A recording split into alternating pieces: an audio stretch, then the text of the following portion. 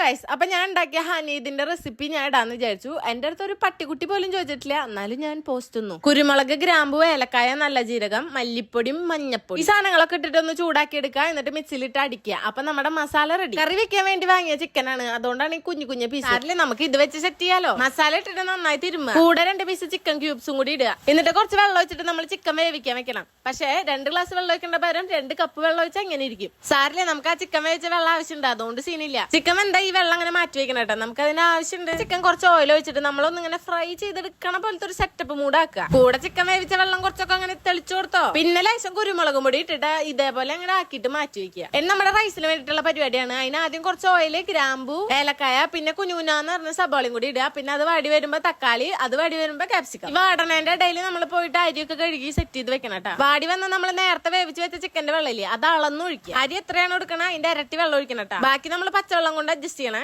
4 glass അരിയാണ് എടുത്തത്, അതിന് 8 കപ്പ് വെള്ളം ഒഴിക്കണമായിരുന്നു. പക്ഷെ ഞാൻ 6 ഒഴിച്ചിട്ടാണ് ഈ ചമ്മന്തി പരിവായി എനിക്ക് കിട്ടിയത്. 8 കപ്പ് ഒഴിക്കുകയാണെങ്കിൽ ഞാൻ കഞ്ഞി കുടിച്ചേനെ. അതിൽ എന്താ എനിക്ക് മാത്രം ഇങ്ങനെ വന്നേന്ന് എനിക്കൊരു എത്തുമ്പിടിയും കിട്ടണില്ല. അപ്പൊ ഇതാണ് എന്റെ സംഭവം. അങ്ങനെ റെഡി ആയി, ഒരു വട്ടമൊക്കെ തിന്നാൻ പറ്റും.